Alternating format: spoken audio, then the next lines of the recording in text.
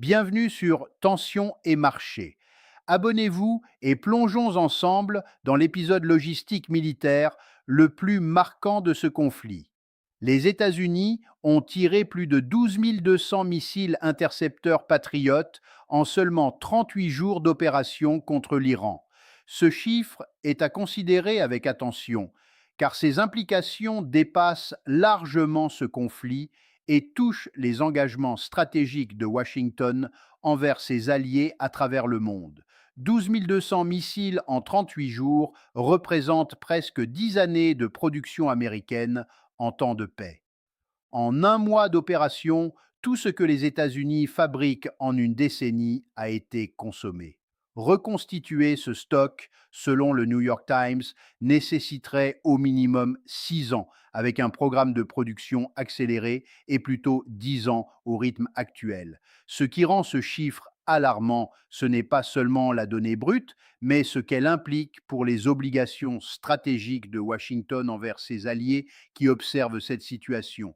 Taïwan, la Corée du Sud, l'Europe, le Japon, tous ont basé leur sécurité sur la conviction que les forces américaines dans leur région avaient les capacités et les munitions nécessaires pour honorer leurs engagements. Cette conviction est désormais empiriquement fausse. L'arsenal censé soutenir ces engagements a été épuisé dans un conflit qui devait durer 2 semaines, mais qui a produit un résultat que même les communications officielles de l'administration ne peuvent présenter comme un succès. Abonnez-vous à Tensions et Marché pour ne manquer aucune analyse. C'est la chaîne qui croise les chiffres, remet en question le récit officiel et vous offre le tableau complet.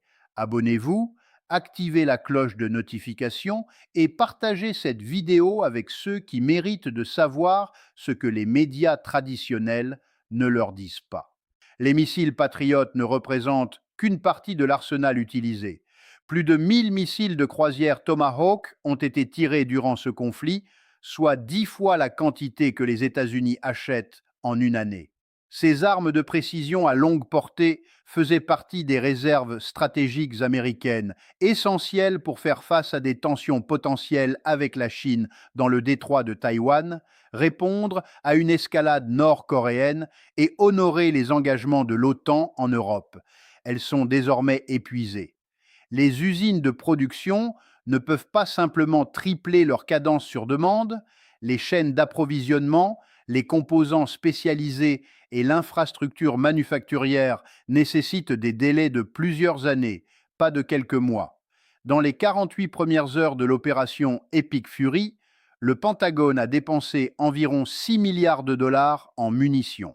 Au 30e jour, le département de la Défense a reconnu avoir frappé plus de 13 000 cibles en Iran.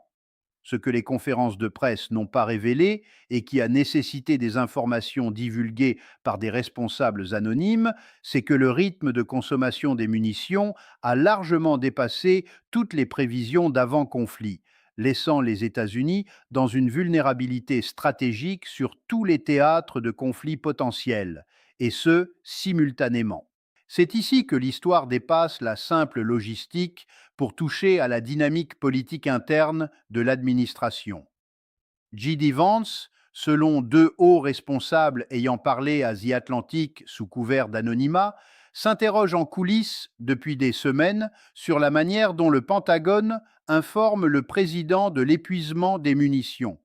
Vance semble suggérer, sans l'exprimer directement, que Pete Hegseth transmet à Donald Trump une évaluation de la situation militaire qui ne reflète pas la réalité des stocks d'armements américains. En d'autres termes, il accuse le secrétaire à la Défense de mentir au président sur l'état de la guerre. Cette accusation est d'autant plus crédible que Trump a affirmé publiquement que les États-Unis disposent de munitions illimitées, une déclaration contredite par les chiffres documentés du conflit, qui montrent une consommation de 12 200 missiles patriotes en seulement 38 jours. La tension entre Vance et Hegseth ne se limite pas à un simple désaccord. Elle marque le début d'une compétition pour le leadership post-Trump.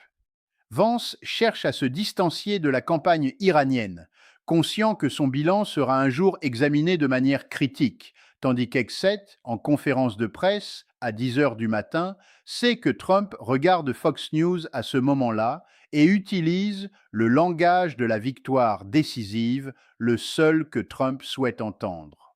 L'arithmétique des dépenses en missiles patriotes mérite d'être examinée. Chaque intercepteur coûte environ 4 millions de dollars.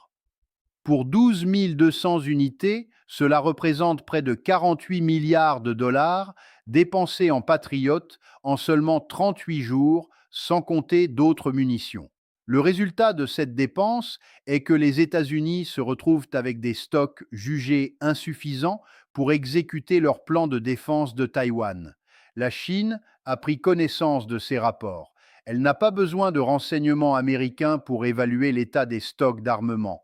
Elle consulte le New York Times, The Atlantic et analyse les données publiques sur les capacités de production américaines en les comparant au taux de consommation documenté dans ce conflit. La décision de Pékin de bloquer l'acquisition d'une entreprise d'intelligence artificielle par Meta et d'interdire à ses fondateurs de quitter le territoire chinois n'est pas simplement une décision commerciale, c'est un signal.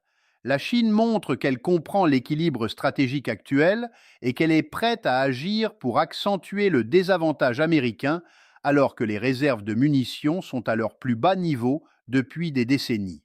La dimension parlementaire de cette histoire révèle un dysfonctionnement qui souligne l'incapacité du système politique à répondre sérieusement à la situation actuelle. La Chambre des représentants examine une résolution sur les pouvoirs de guerre ordonnant au président de retirer les forces américaines d'Iran dans un délai de 30 jours. Cette résolution, coparrainée par le représentant Jared Golden, un démocrate qui prend sa retraite, soulève des questions. Il n'a pas voulu dire comment il votera sur sa propre résolution et plusieurs sources indiquent qu'il pourrait voter contre.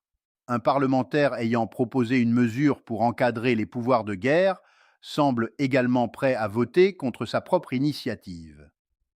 Pendant ce temps, le secrétaire à la Défense a été photographié en train d'emmener Kid Rock en hélicoptère Apache, avec un seul pilote à bord pour laisser la place à cette célébrité, alors que son département fait face à une grave pénurie de munitions. Cette image du secrétaire à la Défense, en pleine guerre, offrant une balade à une célébrité, illustre parfaitement l'écart entre l'image que cette administration projette et la réalité opérationnelle qu'elle a créée. La conséquence stratégique profonde de cette situation s'étend bien au-delà du conflit immédiat. Les États-Unis ont construit leur influence mondiale sur un réseau d'engagement de sécurité envers Taïwan, la Corée du Sud, le Japon, les membres européens de l'OTAN, ainsi que des partenaires au Moyen-Orient et au-delà. Ces engagements ne sont crédibles que si la capacité militaire de les honorer existe et est perçue comme disponible par les parties concernées. Cette crédibilité est le fondement de la puissance diplomatique et économique américaine, mais elle a été largement sapée par une décennie de production de missiles Patriot et de Tomahawk dans le cadre d'une campagne de 38 jours qui n'a pas atteint ses objectifs déclarés. Chaque base militaire américaine dans le monde opère désormais sans les réserves de munitions défensives nécessaires pour être significatives dans un conflit sérieux. Elles maintiennent l'apparence d'une posture militaire, mais manquent des armements requis pour une confrontation à haute intensité. Taïwan, la Corée du Sud, l'Europe et le Japon réévaluent tous la valeur réelle des garanties de sécurité américaines. Le délai minimum pour reconstituer les stocks de Patriot épuisés est de 6 ans, et les Tomahawks sont produits à un rythme d'environ 300 unités par an en temps de paix, nécessitant plus de 3 ans juste pour remplacer les 1000 unités utilisées dans ce conflit.